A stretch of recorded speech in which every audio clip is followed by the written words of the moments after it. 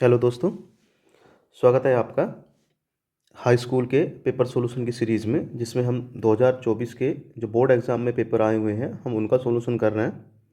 जिसके पहला paper solutions के मैं 2 पार्ट आपको पहले से दे चुका हूं, जिसमें पहले पार्ट में हम लोगों ने मल्टीपल चॉइस क्वेश्चंस किए थे 20, और उसके बाद सेकंड पार्ट में हम लोगों ने 2 मार्क्स वाले और 4 मार्क्स वाले क्वेश्चंस को किया था। तो आप लोग प्लीज़ पुरानी वीडियोज़ को जाके देख लीजिए। और इस पार्ट में हम लोग जो लॉन्ग आंसर टाइप क्वेश्चंस आते हैं हमारे पार्ट 3 में, जो 6 मार्क्स वाले क्वेश्चंस होते हैं, हम लोग उनका सॉल्यूशन देखेंगे। ठीक है, चलिए अपनी वीडियो शुरू करते हैं। मेरा नाम आनंद शर्मा है। देखिए, 6 मार्क्स वाले क्वेश्चंस देखिए। आपको पता है कि 6 मार्क्स वाले क्वेश्चंस आपको 6 क्वेश्चंस आते हैं। मतलब कहने का मतलब है कि 3 क्वेश्चन आएंगे और हर क्वेश्चन में 2 क्वेश्चन गिवन होंगे आपके, सब क्वेश्चन, जिनमें से एक कोई सा आपको करना होगा। जैसे इस क्वेश्चन में देखिए, क्वेश्चन नंबर 23 में यहाँ पे एक क्वेश्चन तो ये है आपका और एक क्वेश्चन ये है, लेकिन बीच में देखो ये लिखा हुआ है अथवा। इसका मतलब ये है कि आपको इन दोनों में से कोई सा एक करना है। सिमिलरली जो अगले क्वेश्चन आएंगे, क्वेश्चन नंबर 24 आएगा, उसमें भी 2 ही क्वेश्चन गिवन होंगे, लेकिन उनमें से कोई एक आपको अपनी चॉइस का करना रहेगा। और सिमिलरली जो लास्ट क्वेश्चन रहेगा आपका 25, उसमें भी सेम 2 क्वेश्चंस रहेंगे, जिसमें से आपको कोई सा एक चूज करना होगा। ठीक है, इन्हीं दोनों में से। ऐसा नहीं है कि आप इन दोनों को कर देंगे और नेक्स्ट क्वेश्चन के दोनों को छोड़ देंगे, नहीं, ऐसा नहीं करना है आपको। इस क्वेश्चन में दोनों में से कोई सा एक करना है आपको। ठीक है, चलिए क्वेश्चन देखिए क्या कह रहा है। क्वेश्चन में कह रहा है कि 2 वर्गों के क्षेत्रफलों का योगफल 157 मीटर स्क्वायर है। ठीक है, ये दे रखा है वर्गों के क्षेत्रफल। तो आपको पता है वर्ग का क्षेत्रफल कितना होता है, भुजा की घात। तो ठीक है, और उनके परिमापों का योगफल दे रखा है 68। तो आपको दोनों वर्गों की भुजाएं ज्ञात करनी है। अब ठीक है, अब जरूरी नहीं दोनों वर्गों की भुजाएं सेम हो, डिफरेंट भी हो सकती हैं। तो हम इन जनरल केस लेके चलेंगे। तो इस क्वेश्चन को देखेंगे सबसे पहले, चूंकि वर्गों की भुजाएं पूछी है तो हम अपनी तरफ से वर्गों की भुजाएं मान लेंगे। ठीक, तो जब इसका सॉल्यूशन करेंगे हम लोग मान लेंगे, क्योंकि 2 वर्ग की बात चल रही है, तो पहले वर्ग की जो भुजा है उसको मान लेंगे हम लोग x, और जो दूसरे वर्ग की भुजा है उसको मान लेंगे हम लोग y। ठीक, तो 2 चीज़ों से संबंधित है इसमें क्वेश्चंस में कंडीशंस जो दे रखी हैं। एक कंडीशंस तो संबंधित है आपकी परिमाप से वर्ग का, और दूसरी कंडीशन संबंधित है आपकी क्षेत्रफल से। तो अगर हम एक वर्ग बनाएं यहाँ पे इस तरीके का, तो इस वर्ग में देखो सिंपल सिंगल वर्ग है ये आपका। तो अगर इसकी भुजा x मानी है, ठीक, चूंकि आपको पता वर्ग की चारों भुजा एक जैसी होती हैं आपकी, तो परिमाप का जो फॉर्मूला होता है वर्ग का, वो होता है 4 इंटू भुजा। यानी कि ये जो बाउंड्री है इसकी, अगर आप इसकी लंबाई काउंट कर लेंगे तो वही इसका परिमाप कहलाता है। और जो क्षेत्रफल होता है, क्षेत्रफल का मीनिंग होता है कि इस ये कंप्लीट ये वाला पोर्शंस, ये इसका क्षेत्रफल कहलाता है। अंदर वाला कितना कवर करेगा, इसको ज़मीन पर अगर रख दिया जाए तो ये कितना ज़मीन का पोर्शन कवर करेगा, वही इसका क्षेत्रफल कहलाता है। ये वाला क्षेत्रफल है ये। तो आपको पता है कि वर्ग का जो क्षेत्रफल होता है भुजा की घात 2 होता है, यानी कि एक्स स्क्वायर। तो इन्हीं दोनों फॉर्मूलेज का हम लोग यूज़ करने वाले हैं। अब चूंकि 2 वर्ग हैं तो एक का एक्स है, दूसरे का वाई है। तो सबसे पहले कंडीशंस क्या दे रखी है, जो इनके परिमापों का योगफल है, दोनों के परिमापों का योगफल। क्वेश्चन में देखिएगा आप 68 दे रखा है आपको। ठीक है, देख लेते हैं एक बार। परिमापों का योगफल 68 है। तो इसका मीनिंग क्या है कि पहले का परिमाप कितना होगा 4 इंटू एक्स, दूसरे का परिमाप कितना होगा 4 इंटू वाई। इन दोनों का योगफल दे रखा है 68। तो 4 दिख रहा होगा आपको, एलसीएम कॉमन आ गया लेफ्ट साइड में, तो अंदर बचेगा एक्स प्लस वाई, और जो कॉमन आ रखा था वो इधर डिवाइड में चला जाएगा, तो कितना बचेगा 17। तो एक्स और वाई में एक इक्वेशन बन जाएगी आपकी। ठीक, एक इक्वेशंस। फिर दूसरी इक्वेशंस के लिए आपको क्षेत्रफल की वैल्यू दे रखी है। क्षेत्रफलों का योग दे रखा है 157 मीटर स्क्वायर। उसके बाद क्षेत्रफलों का योग,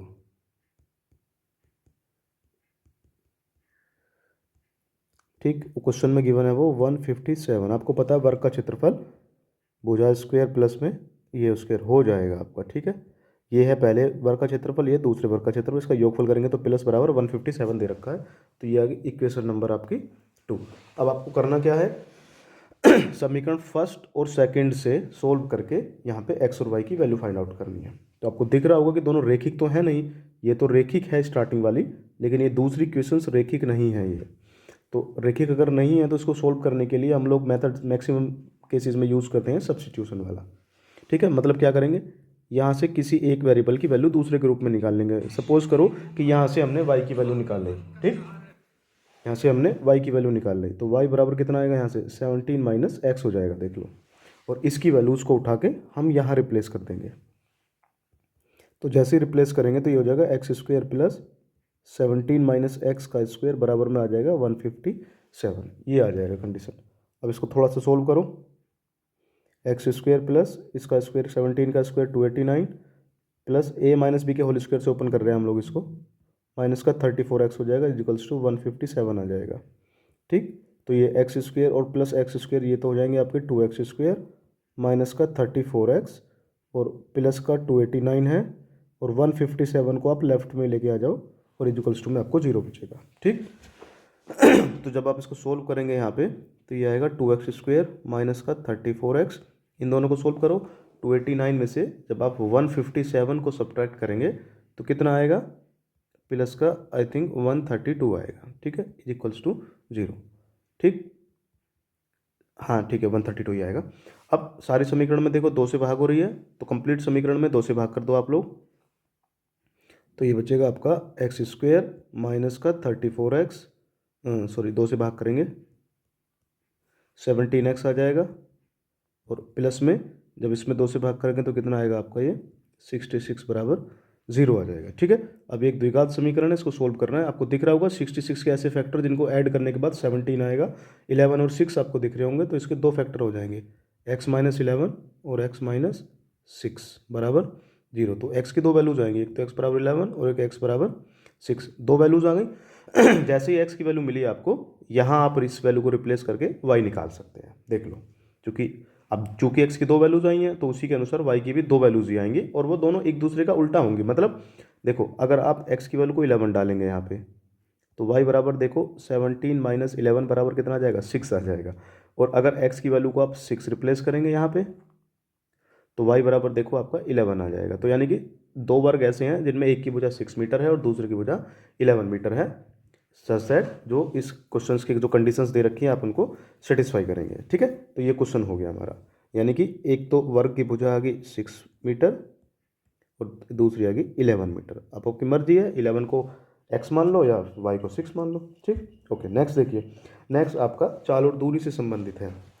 क्वेश्चन में कह रहा है कि एक नाव की गति शांत जल में 18 किलोमीटर प्रति घंटा है। शांत जल में कह रहा है ये, यानी कि जब पानी स्थिर है, आपका पानी में कोई धारा नहीं बह रही है आपकी, उसके बाद वह 24 किलोमीटर धारा के विरुद्ध, अब देखिए 2 शब्द मिलेंगे आपको, एक तो है धारा के विरुद्ध और दूसरा है धारा की दिशा में। तो ये 2 शब्द हैं आपके।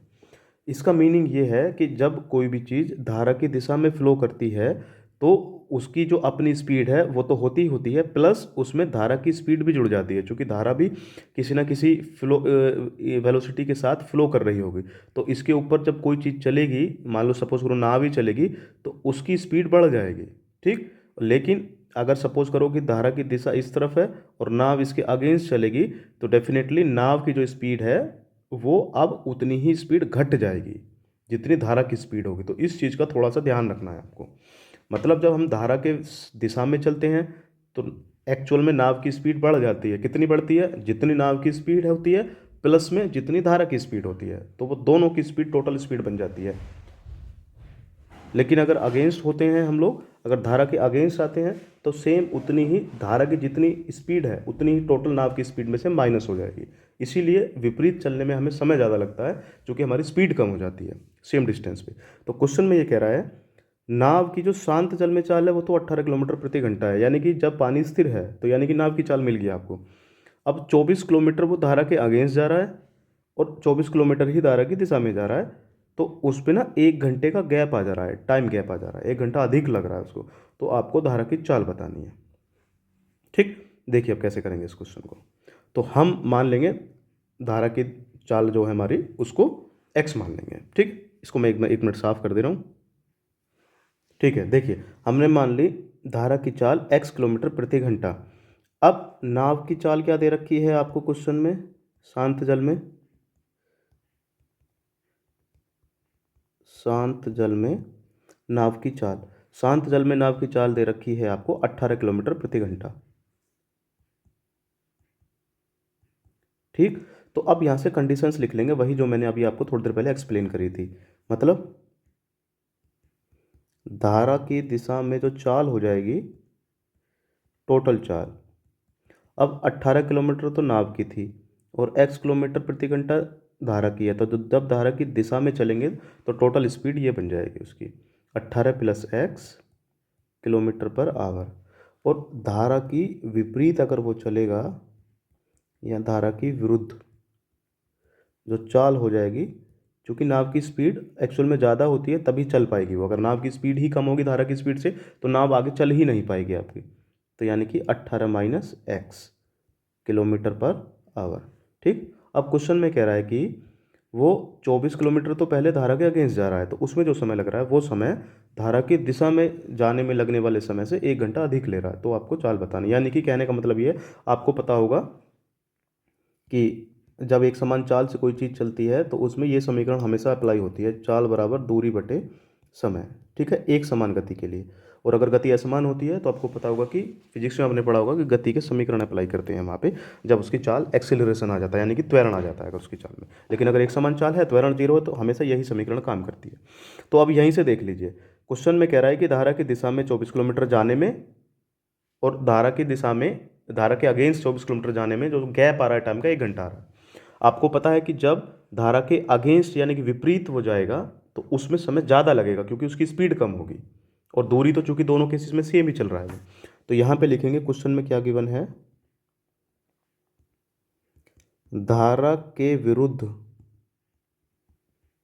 24 किलोमीटर जाने में लगा समय ये, और धारा की दिशा में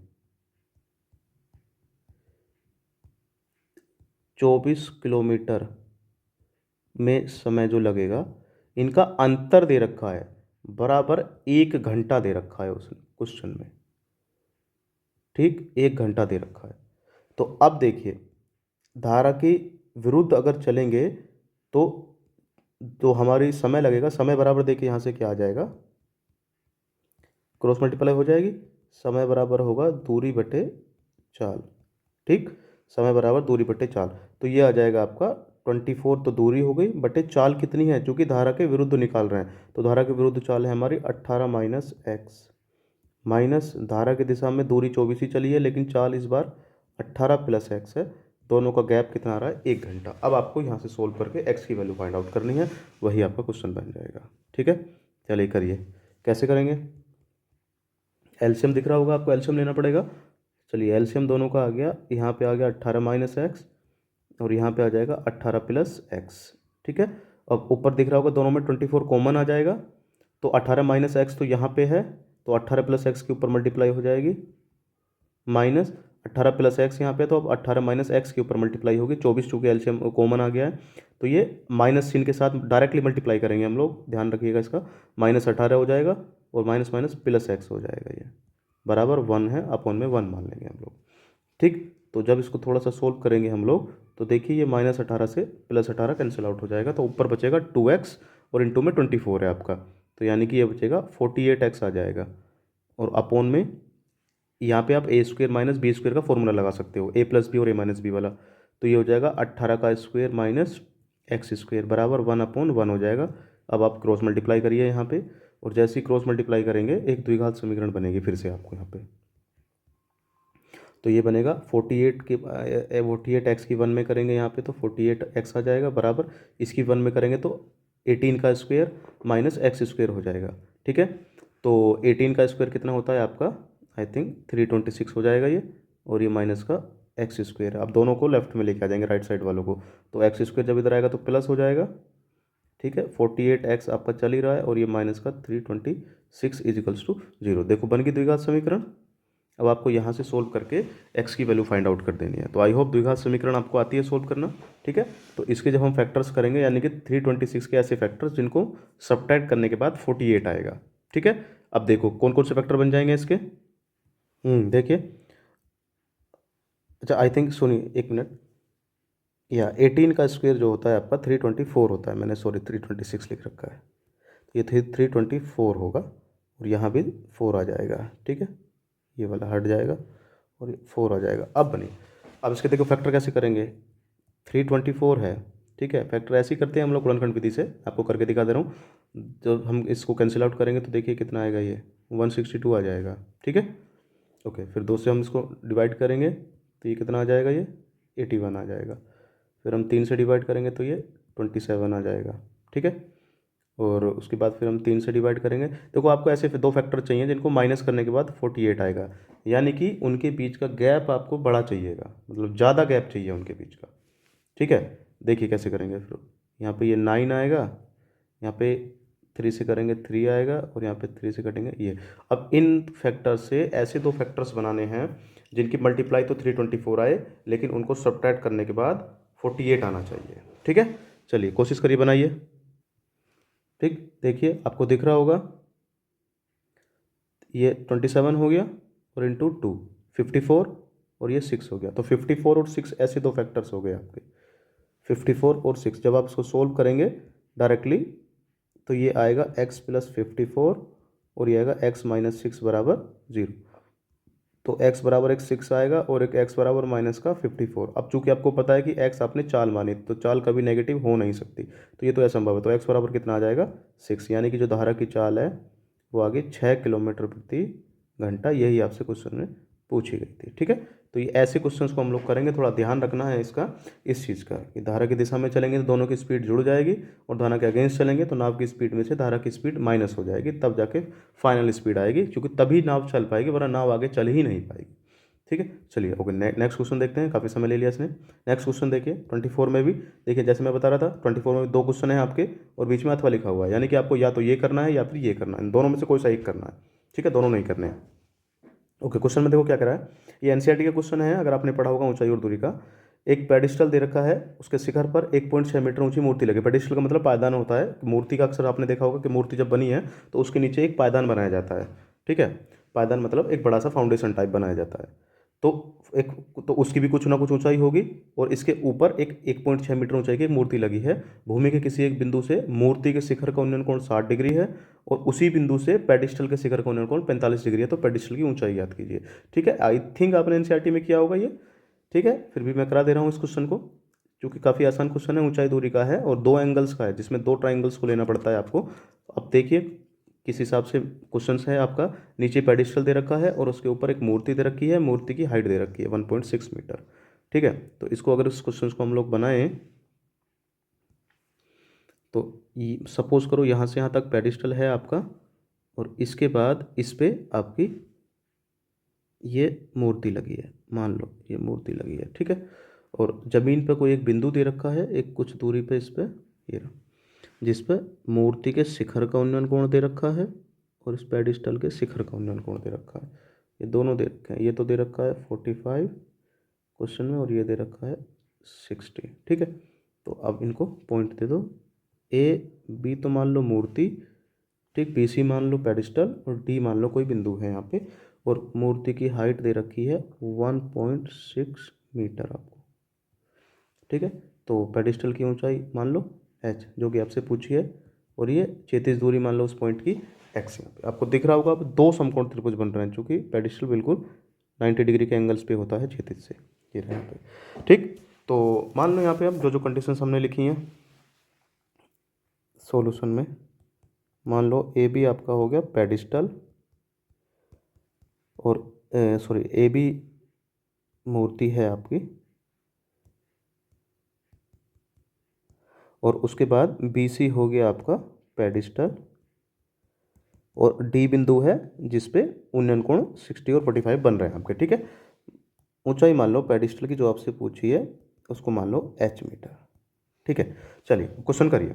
2 समकोण त्रिभुज दिख रहे हैं, तो अक्सर हम ऐसे केसेस में ऐसा ही करते हैं, जब 2 समकोण त्रिभुज दिखते हैं हमें तो सबसे पहले छोटे समकोण त्रिभुज में tan अप्लाई किया जाता है, क्योंकि ज़्यादातर कंडीशन लंब और आधार से ही संबंधित होती हैं, और उसके बाद फिर कंप्लीट ट्राइंगल में। तो सबसे पहले हम लोग लेंगे जो छोटा ट्राइंगल बन रहा है हमारा, छोटा ट्राइंगल है हमारा ट्राइंगल BCD में, ठीक है। tan 45 बराबर, आपको पता है tan लंब बटे आधार होता है, तो लंब इसका है h, आधार है इसका x, और tan 45 की वैल्यू आपको पता है 1 होती है, तो h बटे x बराबर 1 हो जाएगा। क्रॉस मल्टीप्लाई करिए, h बराबर कितना आ गया x, ठीक। तो पहली समीकरण ये बन गई। सिमिलरली अब आप कंप्लीट ट्राइंगल में लीजिए। कंप्लीट ट्राइंगल क्या है आपका, ए सी डी में, ठीक। अब ए सी डी में एंगल है आपका 60 डिग्री। लंब क्या बनेगा, देखो लंब ये टोटल बनेगा ए सी बटे में, ये तो एक्स ही है, ये नहीं बदलेगा, लेकिन ए सी एक दूरी नहीं है, वो दो दूरियों का सम है, मूर्ति की ऊंचाई प्लस में पेडिस्टल की ऊंचाई, यानी कि ये h प्लस 1.6 आएगा और बटे में x आएगा, ठीक है। 1060 की वैल्यू आइडिया होगा आपको, √3 होती है बराबर h प्लस 1.6 बटे x है। अब समीकरण फर्स्ट से इस x की वैल्यू क्या है, h, यहाँ रिप्लेस कर दो तो ये h हो जाएगा। अब क्रॉस मल्टीप्लाई कर दो यहाँ से, h की वैल्यू तो फाइंड आउट करनी है तो इसलिए h ही निकालेंगे हम लोग यहाँ पे। तो ये क्रॉस मल्टीप्लाई करेंगे तो आ जाएगा h√3 equals to h plus 1.6। अब ये h लेफ्ट में आ जाएगा तो ये √3 माइनस 1 बराबर 1.6, तो h बराबर कितना आएगा 1.6 अपॉन में √3 माइनस 1 मीटर। आप इसको यहीं छोड़ सकते हो, वरना करना है तो ऊपर रेशनलाइजेशन कर दो, √3 + 1 से मल्टीप्लाई, ठीक है। लेकिन कोई ज़रूरत नहीं है उसको करने की, यहीं छोड़ सकते हो आप इसको, कोई दिक्कत नहीं। हो गया क्वेश्चन। देखिए नेक्स्ट में क्या करा, देखिए नेक्स्ट में ऊंचाई दूरी का क्वेश्चन है और ये भी एनसीईआरटी में मिल जाएगा आपको। इसमें दे रखा है कि एक 80 मीटर चौड़ी सड़क है जिसके दोनों ओर आमने सामने समान ऊंचाई वाले दो खंबे लगे हुए हैं, ठीक है। अब कंडीशन सिचुएशन देखिए, सिचुएशंस क्या आएगी आपकी, एक 80 मीटर लंबी चौड़ी रोड दे रखी है जिसके दोनों तरफ समान ऊंचाई के दो खंबे लगे हुए हैं, ठीक है।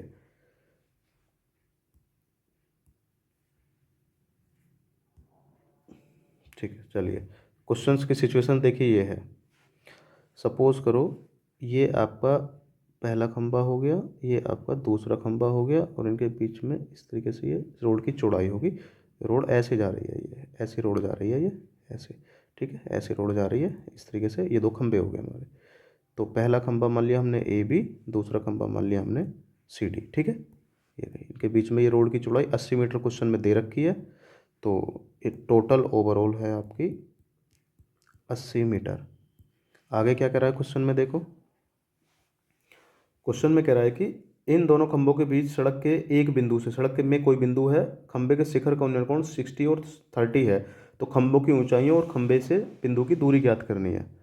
यानी कि बीच में कोई पॉइंट दे रखा है आपको, यहाँ पे दोनों खंभों की ऊंचाई तो सेम ही दे रखी है, तो मान लो h, ठीक है। तो ये h है तो ये भी h हो जाएगी। क्वेश्चन में कह रहा है कि सड़क पे कहीं एक पॉइंट है, सपोज करो यहाँ मान लो, जिस पर एक खंबे का तो उन्नयन कोण बन रहा है कितना 60 डिग्री, दूसरे का है 30 डिग्री, ये रहा 60 डिग्री है और 30 डिग्री है। तो मान लो पहले खंबे से बना रहा है ये 60 डिग्री है, तो आपको पता होगा ये पहले खंबे के नज़दीक होगा, और ये 30 डिग्री है तो ये इससे थोड़ा दूर होगा। तो ये 30 दे रखा है क्वेश्चन में, ये 60, तो ये पॉइंट मान लो आपका, सपोज करो ई पॉइंट है आपका, ठीक है। और इसकी दूरी निकालनी है तो मान लो पहले खंबे से इसकी दूरी कितनी है x, दूसरे खंबे से दूरी कितनी हो जाएगी, चूँकि टोटल 80 है, यहाँ से यहाँ तक x होगी तो ये हो जाएगी 80 माइनस x, ठीक है, दूसरे खंबे से। तो ये दो समकोण त्रिभुज बन रहे हैं बिल्कुल सेपरेट, जिनका एक दूसरे से कोई कनेक्शन नहीं है, ठीक है। लेकिन h और x दो की वैल्यूज है आपके पास, तो दोनों की वैल्यू फाइंड आउट करनी है। तो मान लो यहाँ पे इसके सोल्यूशन में ए बी व सी डी, ये दो खंबे हो गए आपके पास, और जिनकी ऊंचाई आपने कितनी मान ली h, और बिंदु जमीन जो सड़क पे बिंदु माना है वो बिंदु ई है, जिसकी पहले बिंदु से दूरी यानी कि सी डी जो खंबा है आपका उससे दूरी है आपकी x। तो जो ए बी खंबा है उससे दूरी कितनी हो जाएगी, ए बी खंबे से दूरी, क्योंकि टोटल ऐसे 80 दे रखी है ना इनके बीच की, तो ये हो जाएगा 80 माइनस x। तो अब दोनों समकोण त्रिभुजों में सेपरेट सेपरेट ले लो। तो पहले छोटे वाले में लेंगे ट्राइंगल आपका जो बनेगा सी डी ई, यानी कि लेफ्ट वाले में ऑब्वियसली लंब आधार का ही जिक्र कर रखा है इसमें, तो tan लेंगे, tan 60, लंब है इसके लिए h, आधार है इसके लिए दिख रहा होगा x, तो tan 60 की वैल्यू होती है √3 बराबर h बटे x है, सॉरी, क्रॉस मल्टीप्लाई करो तो यहाँ से h बराबर आ गया x √3, यानी कि h की वैल्यू x के रूप में आ गई। तो ये समीकरण फर्स्ट हो गया। उसके बाद अब दूसरे वाले ट्राइंगल में ले लो, जो दूसरे वाले खंबे को लेके बन रहा है, दूसरे वाले खंबे को लेके बन रहा है ट्राइंगल ए बी ई में, एंगल है उसके लिए 30 डिग्री, तो tan 30, लंब है उसके लिए भी h, लेकिन आधार उसके लिए है 80 माइनस एक्स। ठीक, अब टेन 30 की वैल्यू कितनी होती है?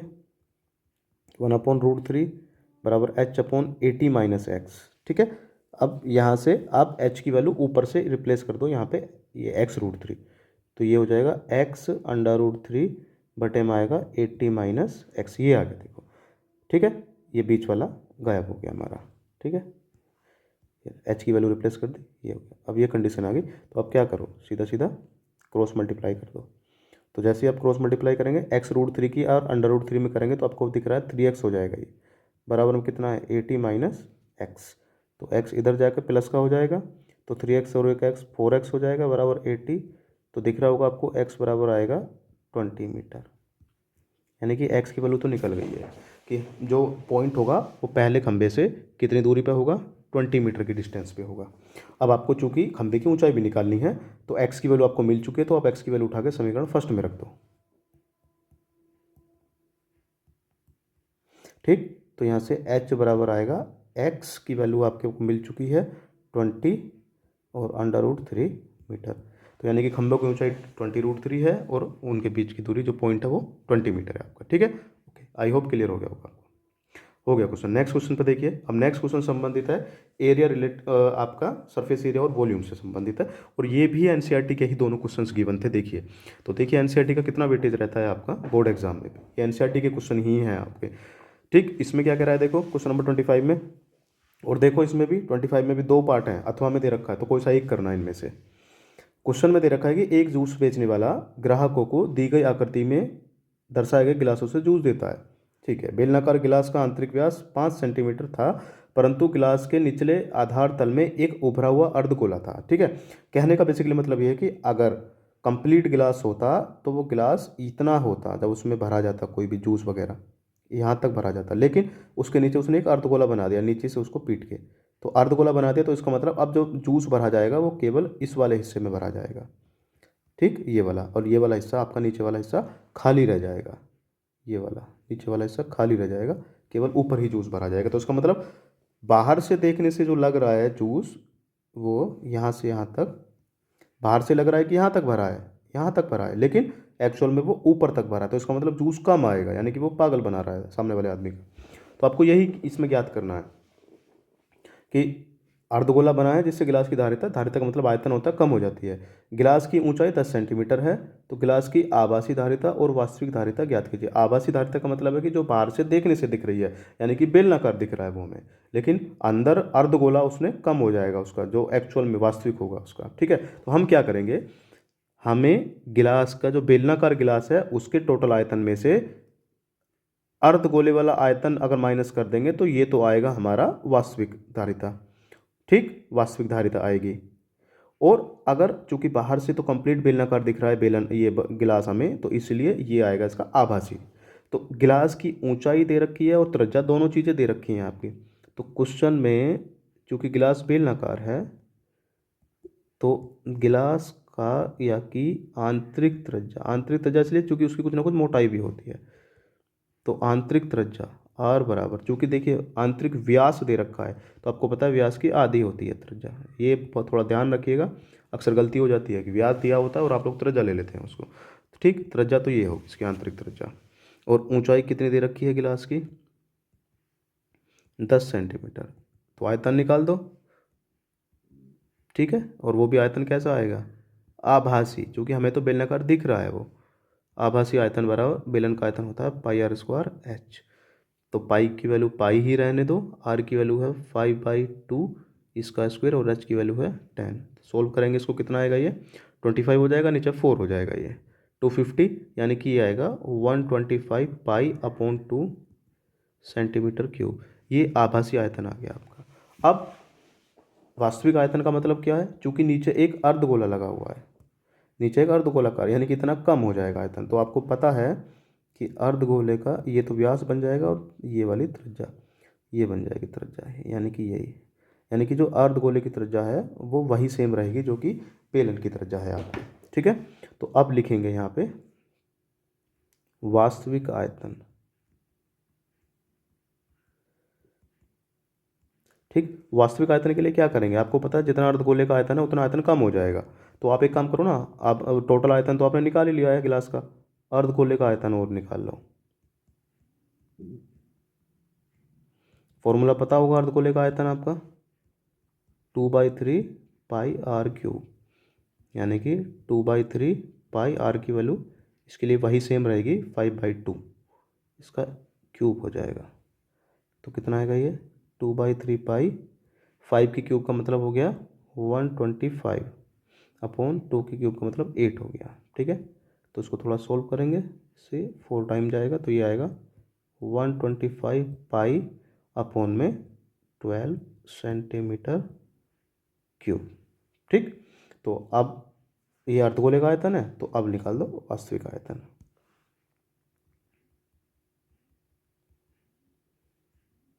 वास्तविक आयतन का मतलब क्या था, जो पहले गिलास का आयतन बाहर से हमें दिख रहा था ये इतना इतना कम हो जाएगा इसमें। ठीक, आपको दिख रहा होगा 125 पाई कॉमन आ गया दोनों में, तो ये आ जाएगा 1/2 माइनस 1/12। सोल्व करो थोड़ा सा, 125 पाई गुणा कितना आ जाएगा ये आपका 5/12। ठीक है, तो सोल्व कर लेना, पाई की वैल्यू क्वेश्चन में दे ही रखी है, देखो 3.14 दे रखी है, तो इसको लास्ट में रिप्लेस करना, लास्ट में फाइनल आंसर निकल जाएगा आपका। ठीक है, आई थिंक कर लेंगे आप लोग, इसमें कोई दिक्कत नहीं है। और ध्यान रखना मैक्सिमम केसेस में पाई की वैल्यू सबसे लास्ट में रखना, ताकि कैलकुलेशन आसान ना रहे। अगर 22/7 है या फिर त्रिज्या 7 का मल्टीपल आ रही है, तब तो पाई की वैल्यू 22/7 आप रिप्लेस कर दो बीच में कहीं भी। लेकिन अगर आपके पास त्रिज्या की ऐसी वैल्यू है जो कि 7 का मल्टीपल नहीं है, तब आप बिल्कुल भी पाई की वैल्यू बीच में मत रख देना, जिससे कैलकुलेशन इतनी रिजिड हो जाएगी कि आपको दिक्कत हो जाएगी सोल्व करने में। तो इस केसेस में बिल्कुल लास्ट में जाके पाई की वैल्यू रिप्लेस करेंगे आप लोग। ठीक है, ओके, नेक्स्ट क्वेश्चन देखिए, ये भी एनसीईआरटी का ही है। क्वेश्चन में कह रहा है कि राशिद को अपने जन्मदिन के उपहार में एक लट्टू मिला जिस पर रंग नहीं किया गया था। वह इस पर मोमे रंगों से रंगना चाहता है। यह लट्टू एक शंकु के आकार का है जिसके ऊपर एक अर्धगोला अध्यारोपित है, तो दे भी रखा है फिगर में आपको। ठीक है, लट्टू की पूरी ऊंचाई 5 सेंटीमीटर, पूरी ऊंचाई का मतलब है कि बेलनाकार भाग की ऊंचाई प्लस में अर्धगोले की ऊंचाई, ये दोनों चीज़ें आपको पता है, अभी बताया था। अर्धगोले की ऊंचाई का मतलब उसकी त्रिज्या ही होती है। ठीक, और इसका व्यास दे रखा है 3.5 सेंटीमीटर, तो वही सेम व्यास रहेगा अर्धगोले का भी आपका, ये रहा 3.5। तो आपको कह रहा है कि राशि द्वारा रंग किया जाने वाला क्षेत्रफल ज्ञात कीजिए, यानी कि कर्व सरफेस एरिया, यानी कि क्षेत्रफल निकालना है आपको। आपको दिख भी रहा होगा कि कहाँ कहाँ कलर करना है उसको, मान लिया मुँह में कलर करना है तो उसको यहाँ कलर करना होगा इस वाले हिस्से पे, प्लस इस वाले हिस्से पे कलर करना होगा, इन्हीं दोनों हिस्सों पे उसको कलर करना होगा। तो ये दोनों हिस्से क्या कहलाते हैं, ये वाला हिस्सा तो देखिए हो गया वक्रपृष्ठ शंकु का, यानी कि कर्व सरफेस एरिया, और ये वाला वक्रपृष्ठ हो गया किसका, अर्धगोले का आपका। तो दोनों के अर्धगोले के दोनों के वक्रपृष्ठों का योगफल निकालना है इनडायरेक्टली आपको। बस बस कंडीशंस ये देखने की कौन सी किसकी चीज़ क्या है। तो सबसे पहले हम शंकु आकार भाग की बात करेंगे। तो शंकु की जो त्रिज्या होगी स्मॉल r, देखिए कितनी हो जाएगी त्रिज्या, चूँकि 3.5 सेंटीमीटर व्यास है ये, तो देखिए 3.5 सेंटीमीटर व्यास है, तो व्यास की आधी होती है त्रिज्या। ठीक, तो अब देखेंगे 3.5 को हम 7/2 लिख सकते हैं, तो ओवरऑल 7/4 हो जाएगा ये सेंटीमीटर, और यही आपकी अर्धगोले की भी त्रिज्या है, कैपिटल आर मान लेंगे उसको, 7/4 सेंटीमीटर। अब चूंकि शंकु की ऊंचाई चाहिएगी आपको, ऊर्ध्वाधर ऊंचाई h बराबर टोटल दे रखी है देखो 5 सेंटीमीटर, इसमें अर्धगोले की ऊंचाई भी शामिल है, और अर्धगोले की ऊंचाई उसकी त्रिज्या के बराबर होती है। तो अगर केवल शंकु की ऊंचाई निकालेंगे तो टोटल ऊंचाई में से अर्धगोले की त्रिज्या को माइनस करना पड़ेगा हमें। तो कितना आ जाएगा ये आ जाएगा 13/4 सेंटीमीटर। अब सारी चीज़ आपको मिल गई है। ठीक है, अब आपको क्या चाहिए, दोनों के वक्र पृष्ठों का योगफल। तो आप पहले अर्धगोले का वक्र प्रश्न निकाल लो।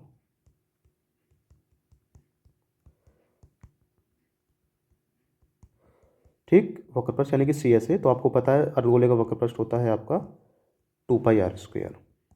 तो 2 की वैल्यू 22/7 क्वेश्चन में गिवन भी है, और r जो रेडियस है त्रिज्या है हमारी वो 7 का मल्टीपल भी आपको दिख रही है, कितना है वो 7/4, इसका स्क्वायर हो जाएगा।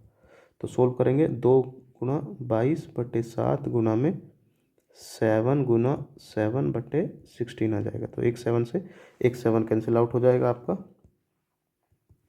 तो ये 2 से ये 8 टाइम कैंसिल आउट होगा, 8 से ये 4 टाइम जाएगा और ये 11 टाइम, तो बेसिकली कितना जाएगा ऊपर, ऊपर 77 आ जाएगा, नीचे आएगा 4, इतना सेंटीमीटर स्क्वायर। ये तो अर्धगोले का वक्र प्रस्थ है आपका। अब आपको शंकु का वक्र प्रस्थ निकालना है। शंक्वाकार भाग का वक्र पृष्ठ, तो शंकु के वक्र पृष्ठ का फॉर्मूला आपको पता है, होता है पाई आर एल, जहाँ पे एल होती है आपकी तिर्यक ऊंचाई। ठीक, तो आपको इस तिर्यक ऊंचाई पहले निकाला, और तिर्यक ऊंचाई का फॉर्मूला पता है आपको, रेडियस के रूप में क्या होता है, under root H square plus में आर स्क्वेयर। वैल्यू रिप्लेस करिए सबकी, पाई की वैल्यू 22/7, आर की वैल्यू पता है आपको 7/4 है इसके लिए, अंडर रूट एच का मतलब ऊंचाई जो आपने निकाली थी कितनी थी, 13/4 थी आई थिंक, हाँ 13/4, तो 13/4 का स्क्वायर हो जाएगी, प्लस रेडियस की वैल्यू है 7/4, इसका स्क्वायर हो जाएगा। ठीक है, तो सोल्व करो, तो ये 7 से 7 कैंसिल आउट हो जाएगा, और ये 2 बार जाएगा, और ये 11 टाइम, तो बाहर तो आपका 11/2 आ गया, अंडर रूट दिख रहा होगा दोनों के नीचे 4 है, तो 4 का स्क्वायर एलसीएम आ जाएगा, यानी कि 16 एलसीएम आ जाएगा आपका, तो यहाँ बचेगा 13 का स्क्वायर हो जाएगा 169, प्लस 7 का स्क्वायर हो जाएगा आपका 49। ठीक है, अब 11/2 मल्टीप्लाई 169 में जब हम लोग 49 ऐड करेंगे तो कितना आ जाएगा अंडर रूट के अंदर, अच्छा नीचे से देखो 16 का तो 4 बार आ जाएगा, तो इसमें तो ज़्यादा सोचने की दिक्कत है नहीं आपको। यहाँ से कितना आएगा आपका अंडर रूट, आई थिंक 218 आ जाएगा ये, है ना, जब हम ऐड करेंगे इसमें, या 218 आ जाएगा। अब 218 का स्क्वायर रूट 218 को क्या लिख सकते हैं हम लोग, 2 से जब कैंसिल आउट करेंगे तो 2 एकम 2, ठीक 2 तो 109 आ गया, तो इसका मतलब इसको ऐसे ही छोड़ देंगे, तो ओवरऑल आंसर आएगा 11/8 अंडर रूट 218 सेंटीमीटर स्क्वायर। तो ये आ गया शंक्वाकार भाग का। तो अब आपको निकालना है कुल आय, कुल जो रंगने वाला पार्ट है,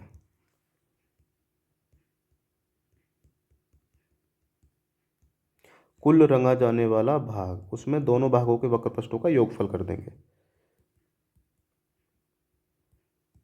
दोनों भागों के वक्र पृष्ठ का योग।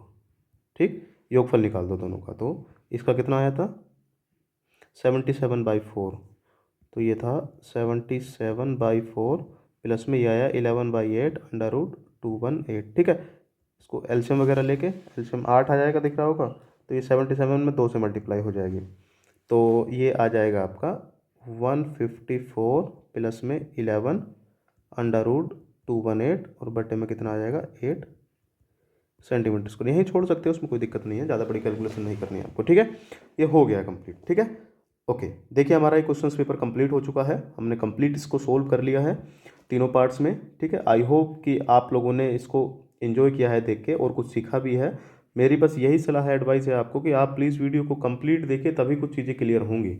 और क्वेश्चंस की बिना प्रैक्टिस के अगर आप एग्जाम में जाएंगे तो बहुत दिक्कत हो जाएगी एग्जाम में, तो जितनी ज़्यादा मैक्सिमम आप लोग प्रैक्टिस कर पाएँ उतना प्रैक्टिस करिए। ठीक है, अभी तो ये एक पेपर था, अब काफ़ी सेट हैं उसमें बचे हुए 2024 के भी, तो अब जैसे ही नेक्स्ट सेट की मैं आप वीडियोस भी जल्दी मिल जाएगी आपको पार्ट 1 के अनुसार ही। मतलब अब हमें पैटर्न पता चल गया है कि पार्ट 1 में हम लोग मल्टीपल चॉइस करते हैं, पार्ट 2 में कुछ 2 मार्क्स और 4 मार्क्स वाले, एंड देन पार्ट 3 में हम लोग 6 मार्क्स वाले क्वेश्चंस को अटैम्प्ट करते हैं। ठीक है, ओके, आई होप कि आप लोगों को वीडियो अच्छी लगी है, और आप लोग आपके साथ जो कोलीग हैं, जो सहपाठी हैं आपके, आप उनको के साथ भी इस वीडियो को शेयर कर सकते हैं, ताकि वो भी इसका बेनिफिट ले लें। ठीक है, चलिए मिलते हैं फिर नेक्स्ट पेपर के साथ नई वीडियो में। Thank you.